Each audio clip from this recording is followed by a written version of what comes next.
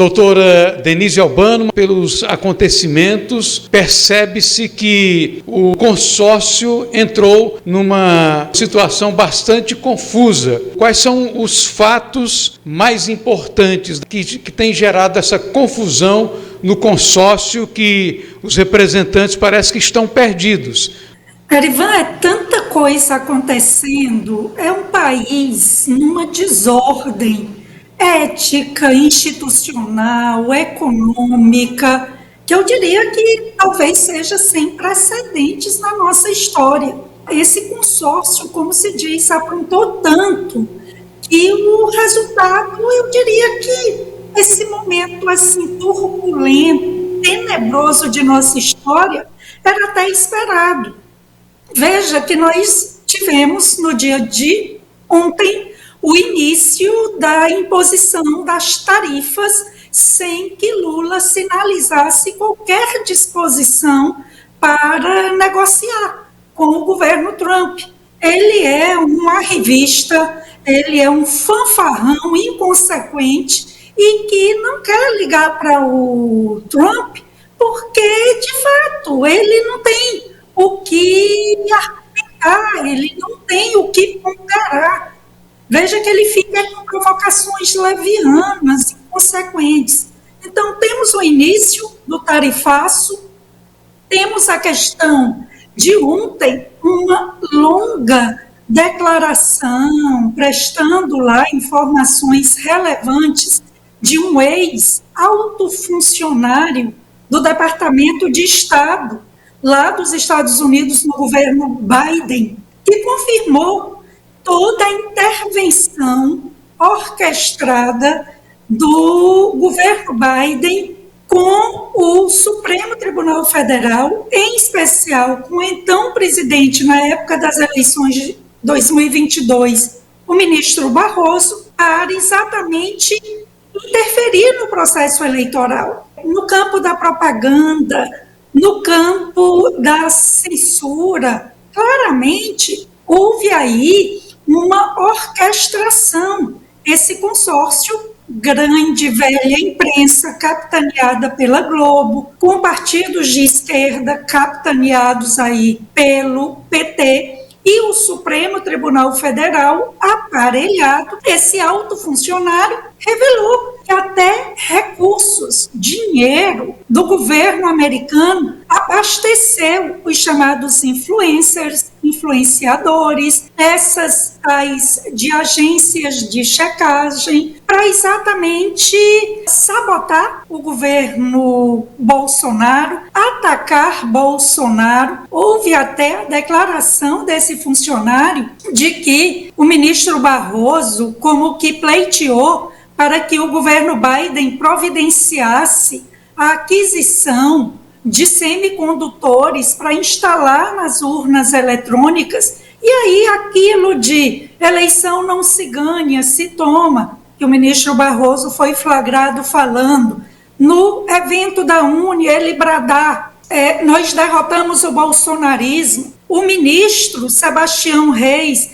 dizendo na diplomação do Lula para o ministro Alexandre de Moraes, missão dada é missão cumprida. Lá em Nova York, o ministro Barroso respondendo para um brasileiro que perguntava educadamente sobre o processo eleitoral, e ele se vira e no linguajar de, como se diz, baixada mesmo do crime, se refere a esse cidadão brasileiro perdeu o mané. Todo esse combo, esse depoimento bombástico desse alto funcionário do governo Biden, a situação do Daniel Silveira à beira de perder sua perna, a questão também da Vaza Toga 2, com vários documentos revelados de que os manifestantes do 8 de janeiro foram mantidos presos, foram perseguidos, simplesmente porque tinham posições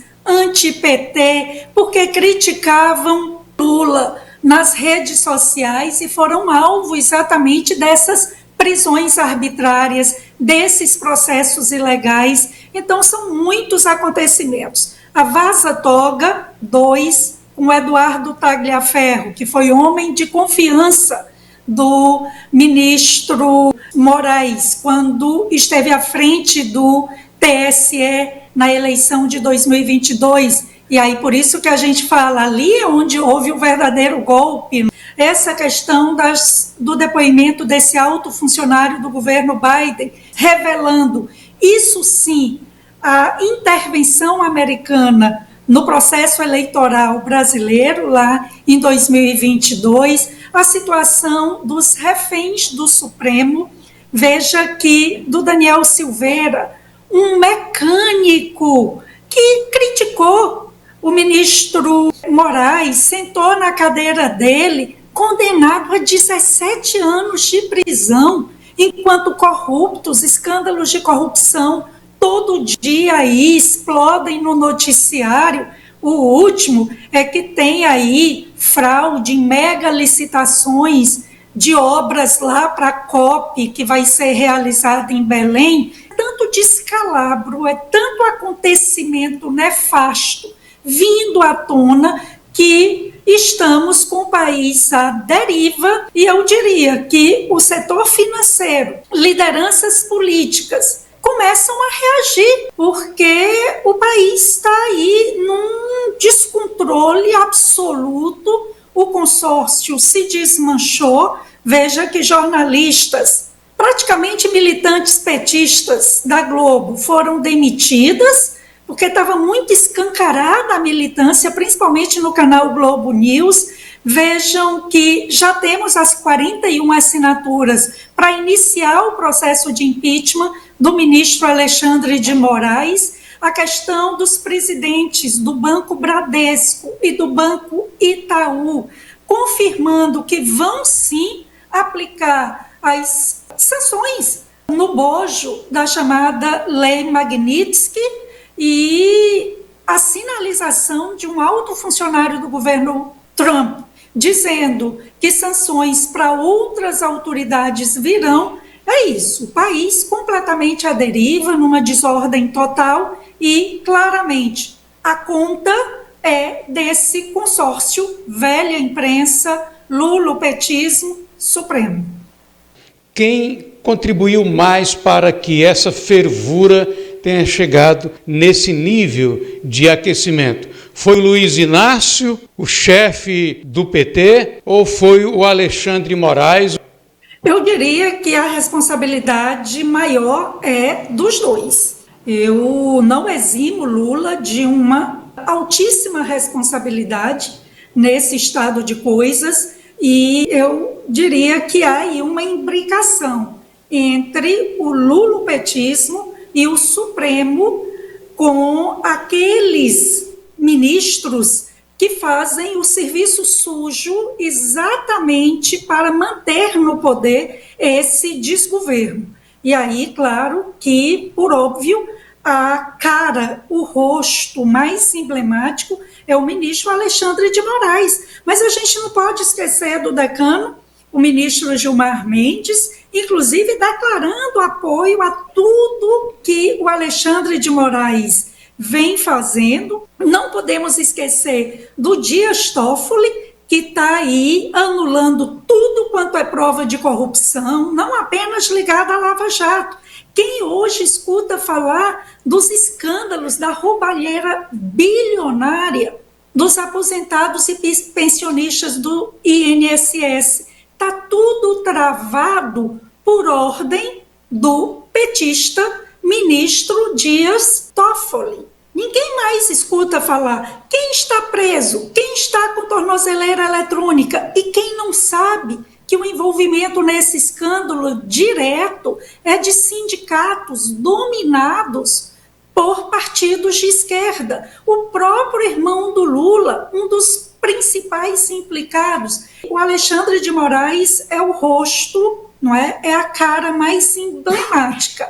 Mas há outros que trabalham nas sombras, e todo esse poder abusivo do Alexandre de Moraes não existiria sem o aval de ministros como Dias Toffoli, Barroso, Gilmar Mendes, eles formam aí esse consórcio do mal, que eu diria que escreveram uma página muito triste da nossa história, e o povo brasileiro está despertando, se dando conta.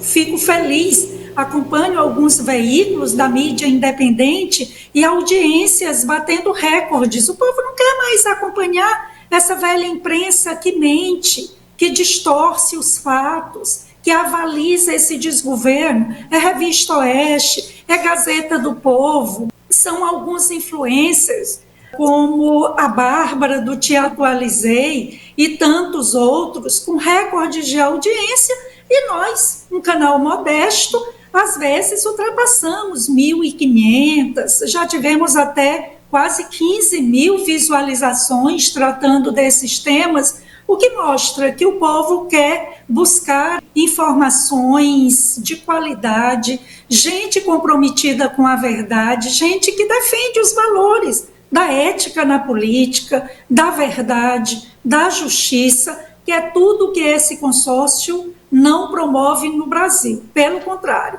é mentira, é disfarçatez, é injustiça, é toda sorte de abusos.